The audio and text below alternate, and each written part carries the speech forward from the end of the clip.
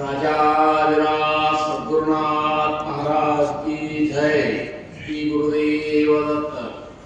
गुरु ब्रह्मा गुरु विष्णु गुरुदेव महेश्वरा गुरु साक्षात परब्रह्म तस्मै श्री गुरुवे नमः।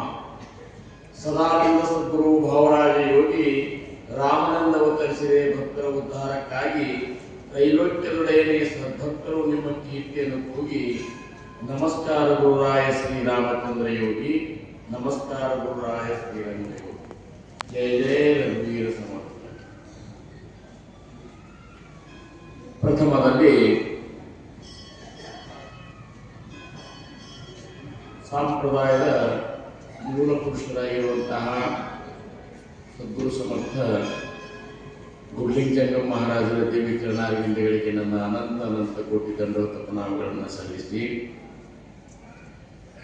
ಅವರ ಅತ್ಯಂತ ಅಂತರಂಗದ ಶಿಷ್ಯ ಶ್ರೇಷ್ಠರು, ನಮ್ಮೆಲ್ಲರಿಗೂ ಉದ್ಧಾರಕರ್ತರು ಆಗಿರುವಂತಹ ಜಗತ್ತಿಗೆ 14 ಮಂದಿ ಆತ್ಮ ಸಾಕ್ಷಾತ್ಕಾರಿ ಸದ್ಗುರುಗಳನ್ನು ನೀಡಿರುವಂತಹ ಸದ್ಗುರು ಸಮರ್ಥ ಭೌಸಾಯಿ ಮಹಾರಾಜರ ದಿವ್ಯ ಚರಣಾರವಿಂದಗಳಿಗೂ ನನ್ನ ಅನಂತ ಅನಂತ ಕೋಟಿ ದಂಡವತ ನಾಮಗಳನ್ನು ಸಲ್ಲಿಸಿ, ಅದರಂತೆ ಅವರ ಅಂತರಂಗದ ಶಿಷ್ಯರಾಗಿರುವಂತಹ ಸದ್ಗುರು ಸಮರ್ಥ ಗಿರಿಮಲ್ಲೇಶ್ವರ ಮಹಾರಾಜರು, ನಂತರ ಸದ್ಗುರು ಸಮರ್ಥ ಐನಾಥ್ ಪ್ರಭು ಮಹಾರಾಜರು, ಸದ್ಗುರು ಸಮರ್ಥ ಗುರುಪುತ್ರೇಶ್ವರ ಮಹಾರಾಜರು, ಸದ್ಗುರು ಸಮರ್ಥ ಜಗನ್ನಾಥ ಮಹಾರಾಜರು ಮತ್ತು ಸದ್ಗುರು ಸಮರ್ಥ ಮಾಧವಾನಂದ ಪ್ರಭುಗಳ ದಿವ್ಯ ಚರಣಾರವಿಂದಗಳಿಗೆ ನನ್ನ ಅನಂತ ಅನಂತ ಕೋಟಿ ದಂಡವತ ಪ್ರಣಾಮಗಳನ್ನು ಸಲ್ಲಿಸಿ, ವೇದಿಕೆಯ ದಿವ್ಯ ಸಾನ್ನಿಧ್ಯವನ್ನು ವಹಿಸಿರುವಂತಹ ಸದ್ಗುರು ಸಮರ್ಥ ಮಹಾರಾಜರ ರೇವಣಸಿದ್ಧ ಮಹಾರಾಜರ ದಿವ್ಯ ಚರಣಾರವಿಂದಗಳಿಗೂ ನನ್ನ ಅನಂತ ಅನಂತ ದಂಡವತ ಪ್ರಣಾಮಗಳು.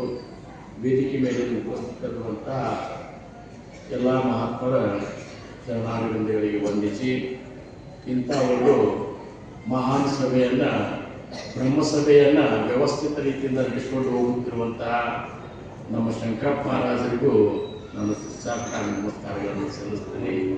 ಕೂಡಿರುವಂತಹ ಎಲ್ಲ ಗುರುಬಂಧುಗಳಿಗೆ, ಗುರು ಭಗಿನಿಯರಿಗೆ ನನ್ನ ಶಿರಸಾಷ್ಟಾಂಗ ನಮಸ್ಕಾರಗಳನ್ನು ಸಲ್ಲಿಸಿ, ಸಮರ್ಥರು ನುಡಿಸಿದಂತಹ 2 ವಿಚಾರಗಳನ್ನು ನಾನು ತಮ್ಮ ಮುಂದೆ ಸೇವಾರೂಪದಿಂದ ಹೇಳಲಿಕ್ಕೆ ಪ್ರಯತ್ನ ಮಾಡ್ತೇನೆ. ಇವತ್ತಿನ ವಿಷಯ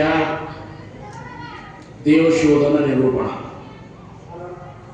ಸಮರ್ಥ ರಾಮದಾಸ್ ಮಹಾರಾಜರು ತಮ್ಮ ದಶಕ 6 ಸಮಾಸ ಒಂದು ದೇವಶೋಧನ ನಿರೂಪಣೆಯೊಳಗೆ ಮೊದಲನೇ ಓವಿಯೊಳಗೆ ಹೇಳ್ತಾರೆ, ಚಿತ್ತ ಸುಚಿತ ಕರಾವೆ ಬೋಲಿಲೇತೆ ಜೀವಿಧರಾವೆ ಸಾವದ ನೋವು ನೀ ಬಯಸಾವೆ ನಿಮಿಷ ಏಕ.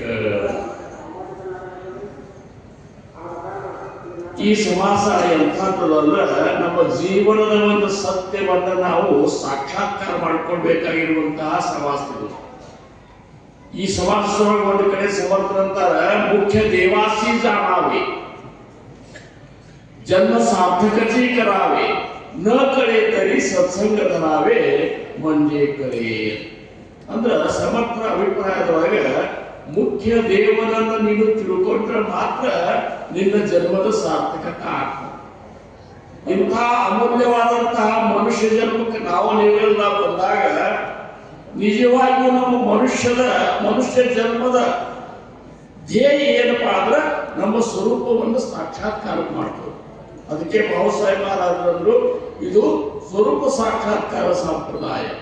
ನಮ್ಮ ಸ್ವರೂಪವನ್ನು ನಾವು ಸಾಕ್ಷಾತ್ಕಾರ ಮಾಡಬೇಕು. ನಾನು ಯಾರು ಅನ್ನುವಂಥದ್ದನ್ನು ಅರಿಬೇಕು. ಇಂಥ ಒಂದು ಅರಿಯುವಂತ ಒಂದು ಸ್ಥಿತಿ ಏನದಲ್ಲ ನಮಗೆ ನಿಮಗೆ ಎಲ್ಲರಿಗೂ ಅದ. ಅರಿವಿನ ಜನ್ಮಕ್ಕೆ ಬಂದ ಮೇಲೆ ಇದನ್ನ ಅರಿಲಿಲ್ಲ ಅಂದ್ರೆ ಮುಂದೆ 84 ಲಕ್ಷ ಜೀವರಾಶಿಯೊಳಗೆ ಮತ್ತೆ ನಾವು ಹುಟ್ಟುವುದು ಸಾವುವುದು ಈ ಒಂದು ಜನನ ಮಾಡುವ ಚಕ್ರದೊಳಗೆ ನಾವು ಬೇಕಾಗ್ತದೆ. ಅದಕ್ಕೆ ಭಾವಸಾಯಿ ಮಹಾರಾಜರು ಇಂಥ ಒಂದು ಉಪಕಾರ ಮಾಡಿದರು. ಆಗಿ ಹೋದಂತಹ ಎಲ್ಲಾ ಸದ್ಗುರುಗಳು ನಮಗೆ ಇದನ್ನು ಸರ್ವ ಮಾಡಿ ಕೊಟ್ಬಿಟ್ರು. ಏನು ಮಾಡಬೇಡಪ್ಪ, ನೀತಿ ಕಾಯ್ಕೋರಿ, ನೀತಿ ಕಾಯ್ಕೊಂಡು ಧ್ಯಾನ ಮಾಡಿ. ಅದರ ಜೊತೆ ನಿತ್ಯ ಉಪಾಸನ, ಸಾಂಪ್ರದಾಯಿಕ ನಿತ್ಯ ಉಪಾಸನೆಗಳೇನವಲ್ಲ, 4 ಹೊತ್ತಿನ ಭಜನೆಯನ್ನು ನಾವು ನಿಷ್ಠೆಯಿಂದ ಮಾಡಿ ದಾಸೋಹ ಗ್ರಂಥದೊಳಗೆ ಇರುವಂತಹ 3 ಸಮಾಸಗಳನ್ನು ಭಕ್ತಿಯಿಂದ ಓದ್ರಿ. ವಿಸರ್ಜಕ ದೋನಸೆ ಸಮಾಸ, ಸಾಧಕೆ ಮಹಾವೇಶ ಅವಕಾಶ, ವಿವರತಾ ವಿಶೇಷ ವಿಶೇಷ ಕಲೋಲಾಯ. ದಾಸೋಹ ಓದಿ ಮುಗಿಸೋ ಸಮ ದಾಸೋಹ ಓದೋದಲ್ಲ, ಪ್ರತಿಯೊಂದು ಸಮರ್ಥರ ಓವಿಗಳನ್ನ ಅರ್ಥ ಮಾಡ್ಕೋಬೇಕು, ಅದರ ಅಂತರಾರ್ಥ ಮಾಡ್ಕೋಬೇಕು, ಅದರ ಗುಹ್ಯಾಂತವನ್ನು ತಿಳ್ಕೋಬೇಕು, ಅದನ್ನ ಮನನ ಮಾಡಬೇಕು. ಮರಣ ಮಾಡಿದ್ದನ್ನು ನಿಧಿಧ್ಯಾಸಕ್ಕೆ ಹಂಚಿಕೊಂಡು ಜೀವನದೊಳಗೆ ಅಳವಡಿಸಿಕೊಂಡು ಹೋದಾಗ ಮಾತ್ರ ನಾನು ಯಾರು ಅನ್ನುವಂಥದ್ದು ಅರ್ಥ ಆಗ್ತದೆ. ಅಂಥ ದೇವರ ದೇವ ಮತ್ತಾರು ಅಲ್ಲ. ತುಕೋಬಾರಾಯರಂದ್ರು ಸಕಲ ದೇವಾಂಚೆ ದೈವದ ಸದ್ಗುರುನಾಥೇ ಕಲ.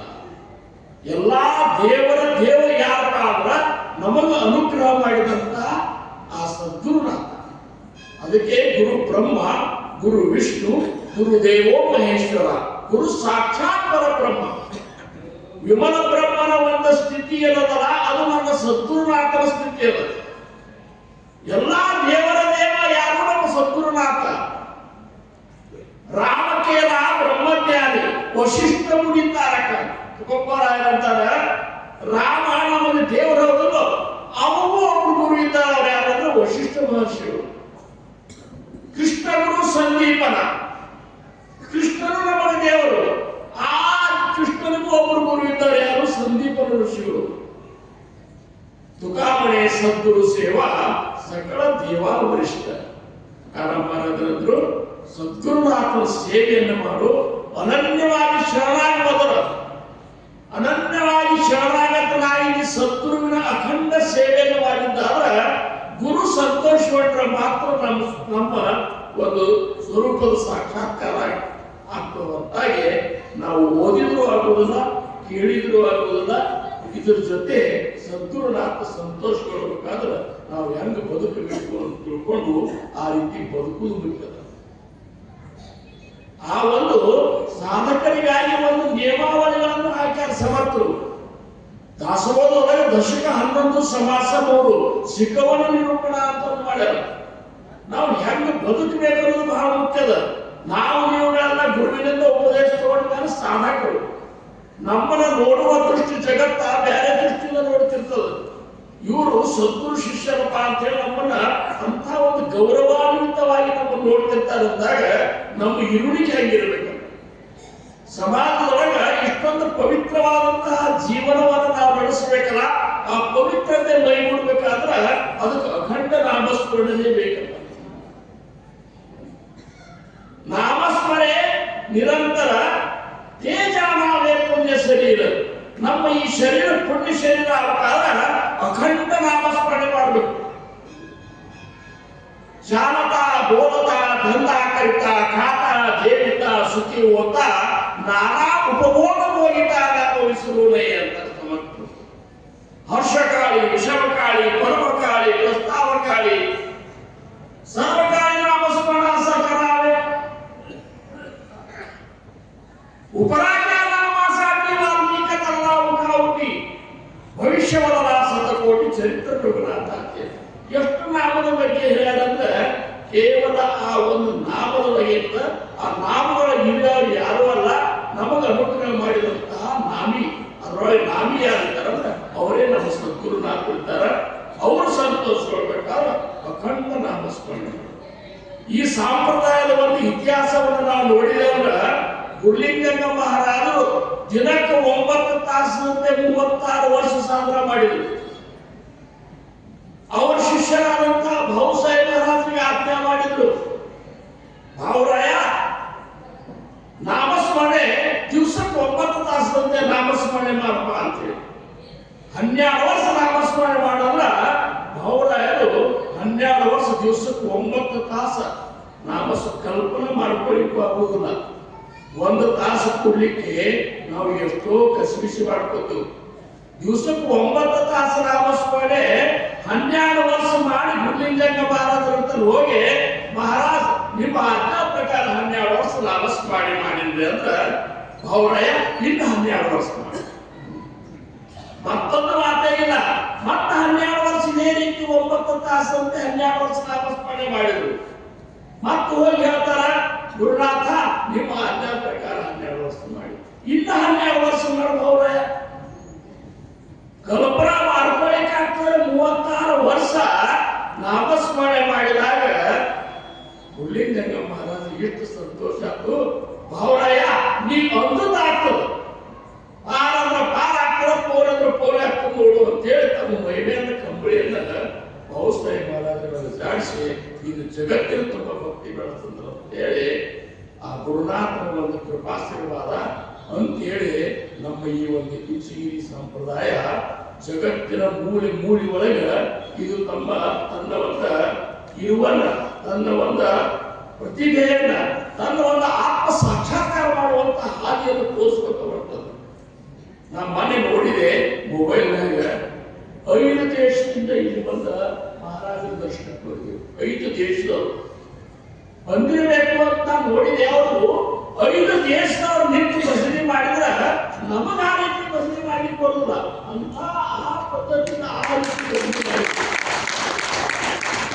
ಮತ್ತು ನಾವು ಏನು ಮಾಡ್ಲಿಕ್ಕೆ ಗೊತ್ತ, ನಾವು ಕೊಟ್ಟು ಭಜನೆ ನಮಗೆ ಸರಿಯಾಗಿ ಮಾಡ್ಲಿಕ್ಕೆ ಆಗ್ಲಿಲ್ಲ ಅಂದ್ರೆ, ದಾಸೋಹ ಸರಿಯಾಗಿ ನಾವು ಮನಸ್ಸು ಕೊಟ್ಟು ಓದುದಾಗಲಿಲ್ಲ ಅಂದ್ರೆ, ನಾಮಸ್ಮರಣೆಗಾಗಿ ನಮಗೆ ಸಮಯನೇ ಸಿಗ್ಲಿಲ್ಲ ಅಂದ್ರೆ, ಮತ್ತು ಪರಮಾತ್ಮಕ್ಕಾಗಿ ನಮ್ಮನ್ನು ನಾವು ತೊಡಗಿಸ್ಕೊಳ್ಳಿಲ್ಲ ಅಂದ್ರೆ, ನಮ್ಮನ್ನು ನಾವು ಅರ್ಪಣೆ ಮಾಡ್ಕೊಳ್ಳಿಲ್ಲ ಅಂದ್ರೆ ಸದ್ಗುರುನಾಥ ಸಂತೋಷ ಕೊಡ್ತಾರೆ.